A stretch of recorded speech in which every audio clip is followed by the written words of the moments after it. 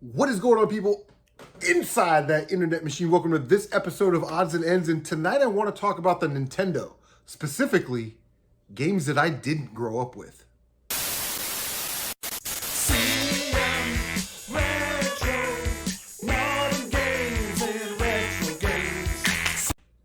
So there's no doubt that the Nintendo Entertainment System is one of the best consoles of all time. And for those of us in our 40s, we grew up with this console. And we have just, like I said, a lot of nostalgia for it. We have such fond memories of not only playing games, but talking about games, sharing games, reading about games before the internet when they had magazines that were game related.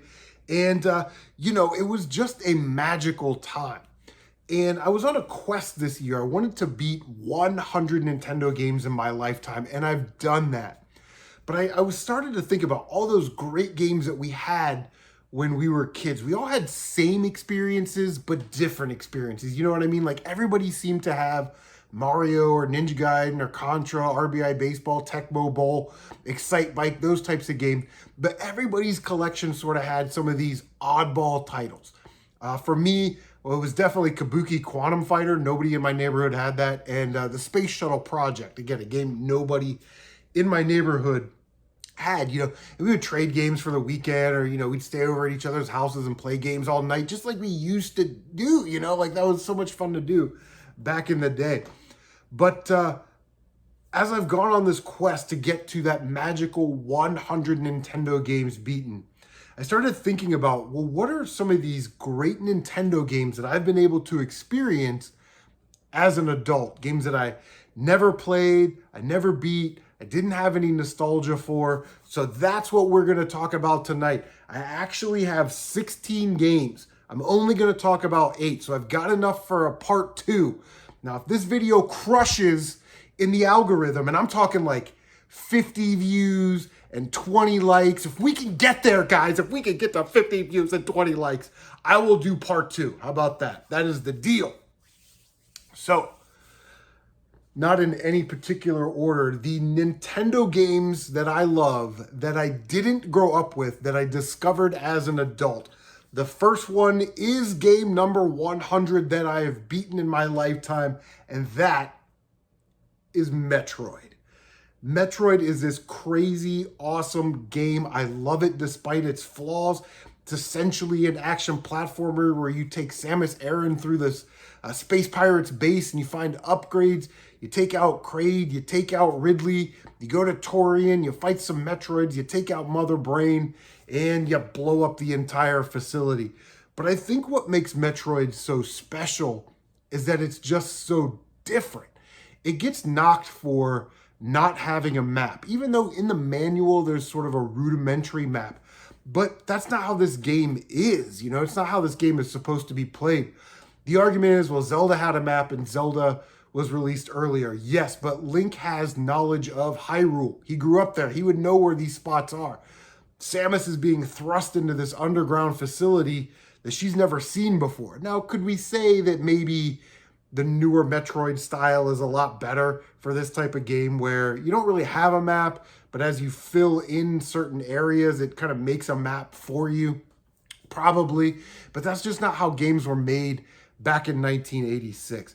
Metroid is an absolute banger, and while you can play Zero Mission on the Game Boy Advance, for all of those sort of modern updates, a save feature, a map, all that stuff, playing on the original, with the lights turned off, just you and the TV and those sweet, sweet Metroid tunes, man, I'm telling you, there is nothing better. And I am glad, very, very happy that I waited to play Metroid for that moment of being my 100 Nintendo game. I love it, love it, love it. It's in my top 25 Nintendo games of all time, hands down.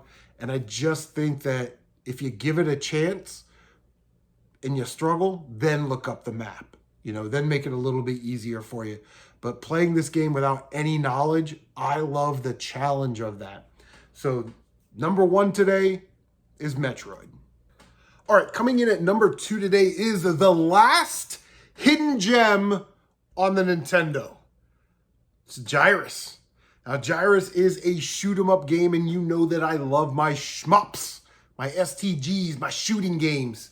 And Gyrus comes into that genre of a tube shooter. Now, you can feel how you want to feel about that naming, but it is what it is. You kind of fly around in a circle on the screen like Tempest or something, and you shoot enemies. What I love about Gyrus is that it is very simple to play. There's not really a lot of power-ups. You play about 2 levels, and there's a boss, and then you're off to the next solar system or the next planetary system. 2 short levels, a boss, wash, rinse, and repeat. But there's not really a lot in the way of power-ups, which I think is helpful for beginners or some players because it doesn't over-convolute things. You know exactly what you're getting. You're getting a charge shot, you're getting a double fire, and you're getting like a bomb. And another great thing about Gyrus is how it progresses, the difficulty progression. The first 3 or 4 little areas there, very, very easy. When you get to the back half of the game, it does ramp up the difficulty. It can become very, very challenging, which is what I like in my shooters personally. I don't really like easy shooters. But you are working with limited amount of continues, so you got to sort of be diligent and cautious and kind of get to know the levels and how to beat these bosses.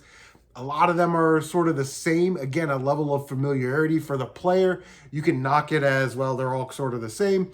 And that's a fair point. But I think that once you get to a boss, most of us sort of brown trousers and we're like, oh my God, I don't know what to do. And then we die. When you get to a boss in Gyrus, you're like, yeah, I've seen this before. I know how to defeat this. What's the new element that I have to avoid? It's a very, very good game. It's very satisfying to beat.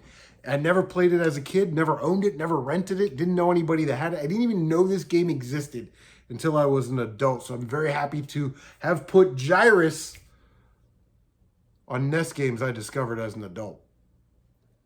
Number 3 on the list today is a game that I absolutely love. Anytime someone mentions Journey to Silus in one of their videos, I have to comment about Journey to Silus. Now, I think we all know that this was supposed to be a Terminator game and Sunsoft took too long or they lost the license, whatever it is. They kind of did a little palette swap there, a little sprite swap, character swap, and they gave us Journey to Silus. That's why the game sort of looks and plays like maybe a Terminator game. But it's basically an action platformer, man. And I love games like Mega Man, games like Ninja Gaiden, Castlevania, those action platformers. And you go through these levels, and at the end of the level, there's sort of like a mini boss, and you get a new weapon, a machine gun, a spread shot, a laser beam, a homing missile, a bomb or something. And then you go into the boss room and you kind of use that weapon on the boss. Now you carry that weapon with you through the rest of your journey to Silus, but all those extra weapons share 1 life bar. So there's an element of strategy there where you need to know, okay, I need to use my shotgun a couple times on this enemy, and then I have to use the homing missile to get past this enemy. And you want to kind of conserve that 1 energy bar's worth of special weapons until you get to the end. And then the last level is like a side-scrolling, auto-scrolling platformer with some boxes. And then you get to the end and you take out what appears to be like a large Terminator because it was a Terminator game. But I will say the standout feature in Journey to Silus is that sweet, sweet Sunsoft soundtrack. Say that 10 times fast. It starts off as a banger right off the bat on the title screen, and it really has this kind of bassy, crunchy sound, gets you into the game. It's just a beautiful, beautiful game. And Journey to Silus, man, another game that I discovered as an adult. I never played as a kid, never even knew it existed, but the library on Nintendo is so awesome that these games are out there and they are everywhere. So a game that I had never heard of before until all these hidden gems videos started coming out was Wampum. Now, Wampum is essentially a Mega Man clone, very light. I use that very lightly. Where in Mega Man you get a power-up when you beat the boss, and it's very useful somewhere else. In Wampum, you do get a power-up from the boss, and it may be useful at like 1 time. You know what I mean? But essentially, you play through a very small tutorial stage with Soaring Eagle, and then the game opens up to 6 choosable worlds that you can play in any order. I just found it easier to go clockwise, beat the boss, You get the power up, and then you kind of move on to the next level. And then when you're done, you go to essentially what's Wily's castle. You know, you go to that final level, and the final boss in Wampum is very, very difficult. Now, you get one life, but you do get infinite continue. So when you die, you have to start over at the beginning of the level. So if you get to the boss and you get crushed, you got to start all over. I kind of like that that amount of challenge, even though the game isn't super difficult until the very end. But yeah, you can collect spear upgrades, you can collect heart tanks, you collect gourds, and by getting so many gourds, it will give you an extra health tank, an extra heart. And you can press like pause or select, and it'll say like 10 more or 5 more. Well, that's how many gourds you need to collect to get your next health upgrade. Enemies drop these randomly, but enemies spawn infinitely. So you could literally on the first level just grind for enemies and get a completely full health bar with all like 12, hearts. But anyway, it's a very kind of cute action platformer in that style of Mega Man. So if you like that, Wampum may be a game for you. Again, a game I've never heard of. The sprites are done nicely. The backgrounds are beautiful. Stage elements are great. Just can't say enough about Wampum. It's a really, really solid title, and I'm glad I was able to play it as an adult. So number 5 today is a little bit interesting. Back in the day, Gamer did this thing last year where he kind of challenged himself to beat like some military games on the NES. I want to say it was like 3 or 4. And I was like, that'd be a cool challenge. I'm going to do that this year because my frame of reference for military games on the Nintendo is Operation Wolf, a game that I had when I was a kid. It's terrible. And, Akari Warriors, which is also not a very good game. And it's weird because I was in the military, so you would think I would like military games, but I don't like Call of Duty or Battlefield or any of that crap. So I decided to push myself a little bit and play some military games on the NES, and I found a very fantastic game, and it is Cabal. Cabal is an arcade port. Now, the NES version, again, you sort of get that graphical downgrade, but it still is 2 players. It still runs really good. And what you're trying to do is you're playing as a commando, and you're trying to fill up that little life bar at the bottom by defeating enemies. Now, the trick is these enemies come out at the same spawn points, right? You've seen so many shooters, so many video games, you pick up on this stuff. So it's kind of easy to get through this game. I think I beat this game on my 3rd attempt. You are working with limited continues, and you're playing 4 really small stages. Then you kind of do this funny little dance to the next stage. After 4 of those, there's a boss fight. You go to the next level, there's 4, or next stage, there's 4 more mini stages, sort of wash, rinse, and repeat. But it is a cover-based sort of shooter where you're hiding behind these objects, whether it's barrels or walls or rock, and you're able to shoot kind of over that, and enemies can't shoot you until they destroy that wall. And then you can kind of move over to the next wall or dash across the screen. A very, very fun game, very short game, but very nice conversion of the arcade port. And like I said, Cabal is a very cheap game. It's about 15 bucks. 2-player game. It's tons of fun. It's not that hard to beat. And yeah, I really, really enjoyed Cabal. Coming in at number 6, I guess, is a very awesome game. Everybody talks about it, but I never played it as a kid. It is Shatter Hand. Shatter Hand is an incredible action platformer where you punch through stuff, and there's these little power-up boxes that have an alpha or a beta symbol, and you get 3 of them, and then you get sort of a little familiar companion buddy that flies with you, and then that guy has some power. Some of them shoot lasers, some of them shoot like little discs, some of them like punch and stuff. Like, it's incredible. So there's a bunch of combinations of weapons. It's a very challenging game, I will say that. The bosses in this game are very, very challenging. But I think that Shatter Hand is just a unique experience. There's elements where you can kind of jump on the background on like a cage and pull yourself up. And it's very, like I said, it's just very interesting and very different because we're used to having these sort of platformers where we have weapons or some type of projectile, a sword or a gun or an axe or something. And you're basically in Shatter Hand just left with your fist. Now, you can do like that level select thing, again, more of a Mega Man type situation, but I would just recommend sort of playing them in order because they get harder. Like one Level 1 is easier than level 5. You know what I mean? Level 5 would be like hard, and then you have to go back and play level 1. So Shatter Hand, very incredible game. I don't really have anything more to say about it. That last level is crazy. I tried to no death run this game, and I could get up to sort of that last level, and then I would die. I couldn't make it, so I was able to get a 1cc run, I think. But anyway, Shatter Hand, very, very good. And if you're able to play it, definitely do, because if you like Ninja Gaiden, it kind of plays like a Ninja Gaiden.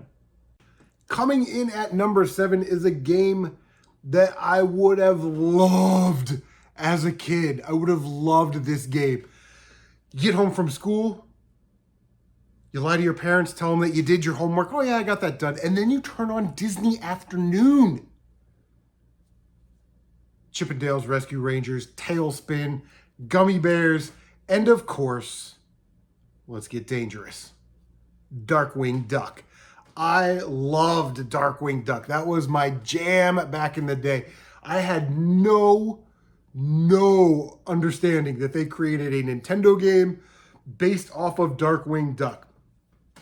Now, Darkwing Duck is a Capcom platformer, Disney Afternoon style platformer, so it plays like those games, like a Chip 'n Dale's Rescue Rangers. It's a platformer, you know.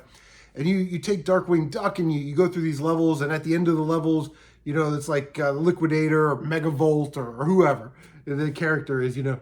And it's actually quite challenging. Some of the boss fights can get kind of challenging. But you have Darkwing Duck, and the gimmick is that he can sort of latch onto things and climb up them. And they use that as a sequence of events throughout the game. Like there's a lot of areas where you have to kind of do these jumps where you're kind of jumping on hooks or cranes or underneath platforms or something like that.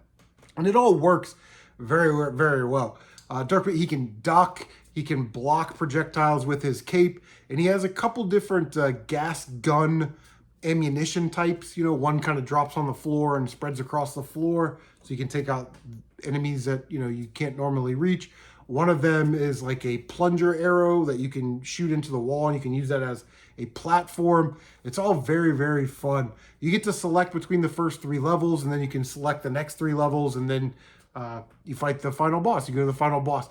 But Darkwing Duck is a game that I would have loved as a kid because I'm such a big fan of Darkwing Duck. And Disney Afternoon as a whole kind of makes you wonder, right? They made a Tailspin game. They made a Darkwing Duck game. They made a Chip 'n Dale Rescue Rangers game. Why didn't they make a Gummy Bears game? Bouncing here and there and everywhere. High adventure without compare. They are the Gummy Bears. Why was there never a Gummy Bears game? But anyway, coming in at number 7, Darkwing Duck. I played this game as an adult. Absolutely loved it. But I would have loved it as a kid as well. The last game on the list today, coming in at number 8,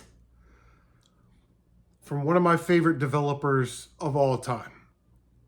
I love Rare. Time Lord.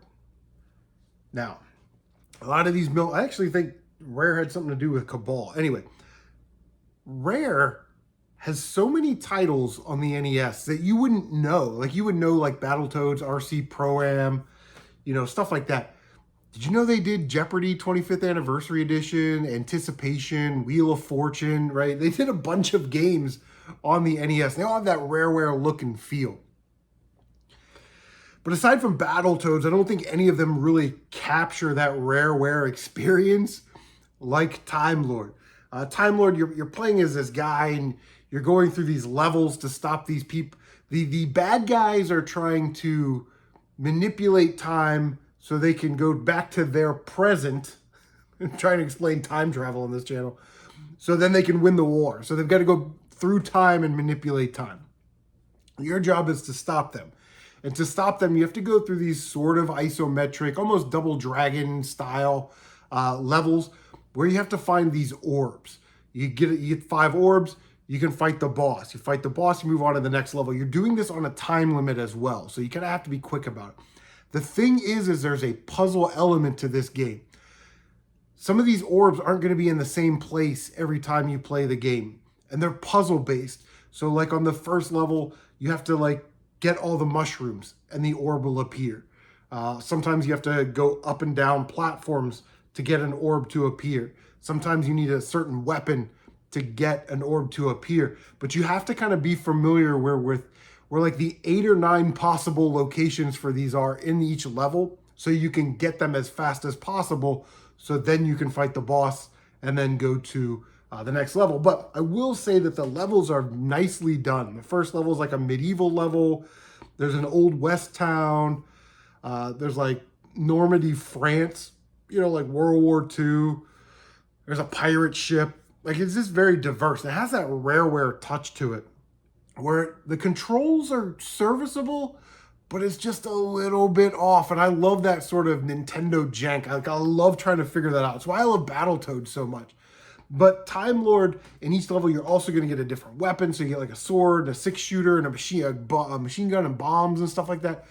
So it is a very difficult game, but it is a very, very fun game. It's a very cheap game. And who knew Milton Bradley would put out some bangers on the NES? Anyway, I'll stop talking about Time Lord. I'm sure you guys have some stuff to say about these games in the comment section down below. What are some great NES games that you played as an adult? Not your childhood favorites, games you never knew about as a kid or played as a kid. Games that you played as an adult that you just really, really love. Make sure you leave a comment down below. Don't forget, if this video blows up and we get 50 views and 25 likes, I will do part 2 where I've got another 8 Nintendo bangers. So, like, comment, subscribe, share on social media. Don't forget to bang that notification bell so you can stay up to date on all of your CM retro gaming goodness. Guys, take care of yourselves, and we will see you on the next one.